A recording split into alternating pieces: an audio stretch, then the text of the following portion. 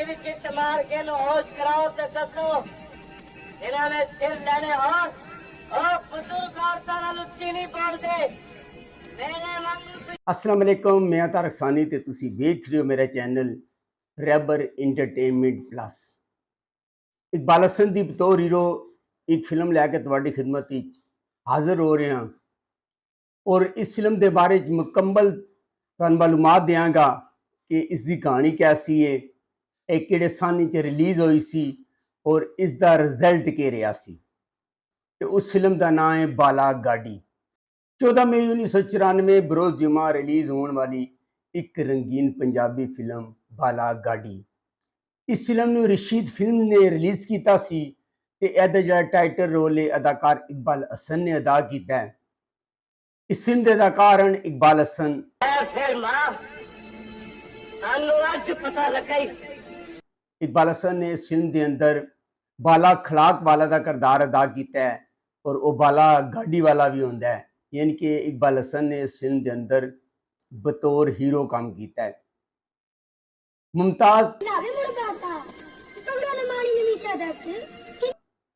ने इस फिल्म के अंदर बगड़ो का किरदार अदा किया है और बगड़ो जिहड़ी होंदी है उसका रवायती काम होता है। जिस तरह हर फिल्म में तुसी देखा है कि इरवन 2-3 गाने कर दिए और उहदा फिल्म में कोई खास काम नहीं होता, इस तरह का मुमताज का इस फिल्म में काम है। कैफी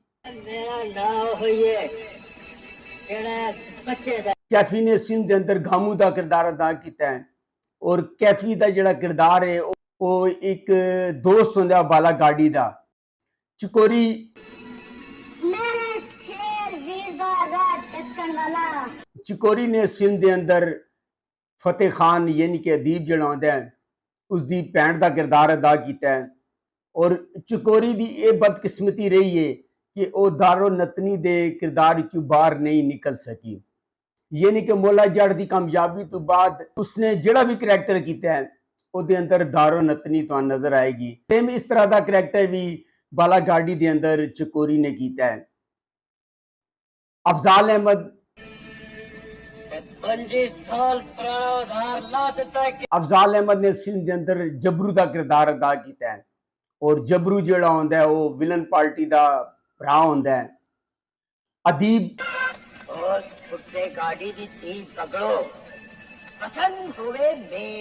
अदीब ने इस फिल्म के अंदर फतेह खान का किरदार अदा किया है और वो विलन पार्टी का सरबराह होंदा है। साइका साइका ने इस फिल्म के अंदर अच्छा काम किया है और वो बाला गाड़ी की भैन होती है और उसका नाम बाली होंदा है। बहार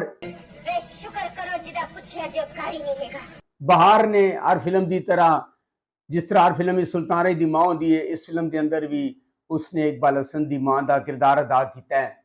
सीमा बेगम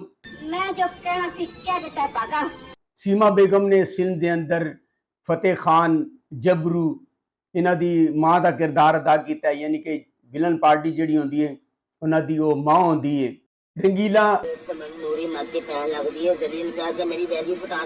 रंगीला ने अच्छी कॉमेडी का मुजाहरा किया और उसका नाम मन्ना होंदा है और रंगीला ने बहुत अच्छी कॉमेडी की है।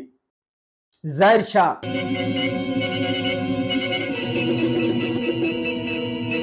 ज़ाहिर शाह ने इस फिल्म के अंदर एक डाकू का किरदार अदा किया है।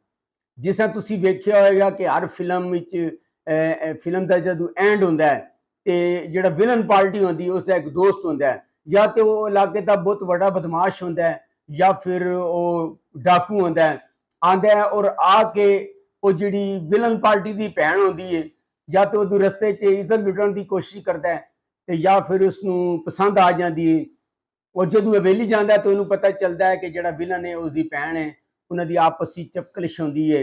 इस तरह का किरदार ज़ाहिर शाह ने अदा किया है, वो एक डाकू होंदा है। अनैत हुसैन भट्टी अनैत हुसैन भट्टी ने इस फिल्म के अंदर गामू यानी कि कैफी के भरा का किरदार अदा किया है और उसका मुख्तसर जिहा काम कोई खास काम नहीं है। मास्टर खुरम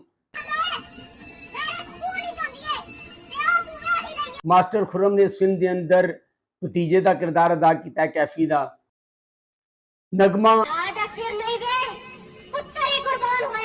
ਨਗਮਾ ਨੇ ਇਸ ਫਿਲਮ ਦੇ ਅੰਦਰ ਹਸਨ ਪੱਟੀ ਦੀ ਬੀਵੀ ਔਰ ਕੈਫੀ ਦੀ ਭਾਬੀ ਦਾ ਕਿਰਦਾਰ ਅਦਾ ਕੀਤਾ ਹੈ। ਇਕਬਾਲ ਦੁਰਾਨੀ ਅਡਲੀ ਪੁੱਟੀਏ ਕਿੱਥੇ ਖਰਾਕਾ ਵਾਲਾ ਅੱਜ ਅਸੀਂ ਉਹਦੇ ਪਹਿਲੇ ਇਕਬਾਲ ਦੁਰਾਨੀ ਨੇ ਇਸ ਫਿਲਮ ਦੇ ਅੰਦਰ ਫਤਿਹ ਖਾਨ ਦਾ ਜਿਹੜਾ ਵੀਰ ਹੁੰਦਾ ਉਸ ਦਾ ਕਿਰਦਾਰ ਅਦਾ ਕੀਤਾ ਹੈ, ਯਾਨੀ ਕਿ ਵਿਲਨ ਪਾਰਟੀ ਦਾ ਉਹ ਵੀਰ ਹੁੰਦਾ ਹੈ, ਭਰਾ ਹੁੰਦਾ ਹੈ।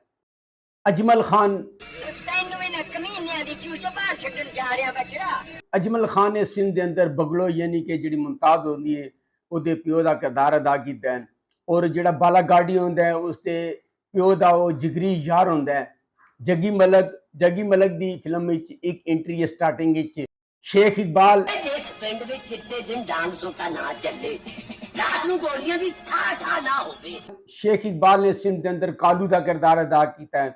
ਉਹਦਾ ਨਾਮ ਕਾਲੂ ਹੁੰਦਾ ਹੈ ਔਰ ਕਾਲੂ ਜਿਹੜਾ ਹੁੰਦਾ ਹੈ ਉਹ ਮਕਾਰ ਔਰ ਯਾਰ ਸ਼ਖਸ ਹੁੰਦਾ ਹੈ ਔਰ ਸਾਰੀ ਵਿਲਨ ਪਾਰਟੀ ਉਹਨਾਂ ਦੇ ਆਪਸ ਵਿੱਚ ਲੜਾਈਆਂ ਕਰਵਾਉਂਦਾ ਹੈ ਔਰ ਫਸਾਦ ਕਰਵਾਉਂਦਾ ਹੈ। ਇਸ ਫਿਲਮ ਦੇ ਹਦਾਇਤਕਾਰ ਅਜ਼ਮਤ ਨਵਾਜ਼, ਇਹਦੇ ਤੇ ਸਰਮਾਇਆਕਾਰੀ ਕੀਤੀ ਹੈ ਅब्बास असगर ਜੋੜਾ ਨੇ। ਇਸ ਨੂੰ ਲਿਖਿਆ ਹੈ ਹਜ਼ੀਨ ਕਾਦਰੀ ਨੇ, ਇਹਦਾ ਮਿਊਜ਼ਿਕ ਦਿੱਤਾ ਹੈ ਵਜਾਹਤ ਅਤਰੇ ਨੇ। ਇਸ ਫਿਲਮ ਦੇ ਸ਼ਾਇਰ ਹਜ਼ੀਨ ਕਾਦਰੀ, ਵਾਰਿਸ ਲੁਧਿਆਣਵੀ, ਗੁਲੂਕਾਰਾ ਨੂਰ ਜਹਾਨ, अफशां, नाइद अख्तर, अनैत हुसैन पट्टी, कैमरामैन फारूक उमर भट्ट। जैसा कि मैं तुहानू पहले दसिया कि हज़ीन कादरी साहब ने या इस तरह के जिहड़े उस टाइम लिखारी सन, उन्होंने एक दो फिल्मां लिखियां होंदियां सन और उन्हां फिल्मां नू इधर तो उधर करके इस्तेमाल करते सन। इस फिल्म की जिहड़ी कहानी है वो भी पुरानी कहानी है और 200, 300, 400 फिल्मों हज़ीन कादरी साहब ने कहानी को इस्तेमाल किया है कि बाला गाडी जिहड़ा होंदा है उसके प्यो ने 25 साल पहले जिहड़ा फतेह खान पार्टी है उसके प्यो को कतल किया होंदा है।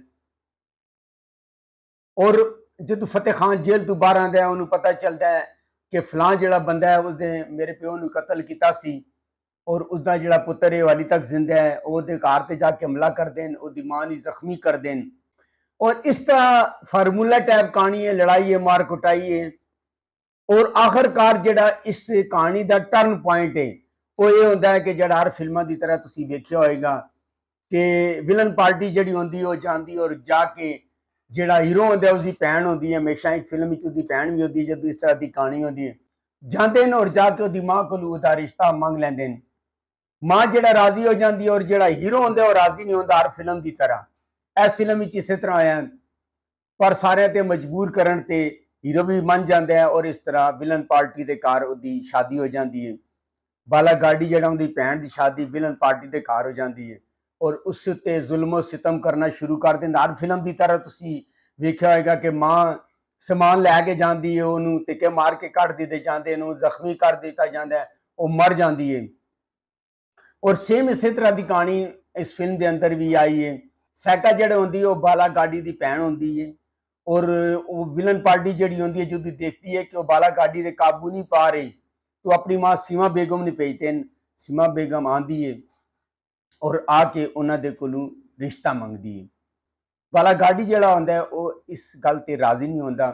बगलो ते जिहड़ा कैफी गामू होंदा है वो सारे मिल के बाला गाडी नूं इस गल ते राजी कर लैंदे ने और इस तरह शादी हो जाती है। और शादी तो बाद वही रिवायती जुल्म उसते शुरू हो जाता है। वो जिहड़ी उहदी सस होंदी वो कहती है कि तू मेरे जिहड़ा खाम सी ओहदे कातल दी धी है, उसते जुल्म और सितम होंदा है। इस टाइप की फार्मूला फिल्म है और यह फिल्म 2-3 दिन पहले यूट्यूब पर अपलोड हुई है, तुसीं जाके वेख सकते हो। और कमेंट्स लाजमी करया करो ताकि मैंने पता चल सके जो मैं कह रहा वो मेरे अल्फाज सही होने के नहीं। अगर तुहानू मेरी मालूमात अच्छी लगी हो मेरे चैनल को लाइक करो, सबसक्राइब करो ते शेयर करो ताकि नैक्सट इस तरह दी अच्छी वीडियो मैं तुहानू दे सकां। ते नैक्सट वीडियो तक रब राखा।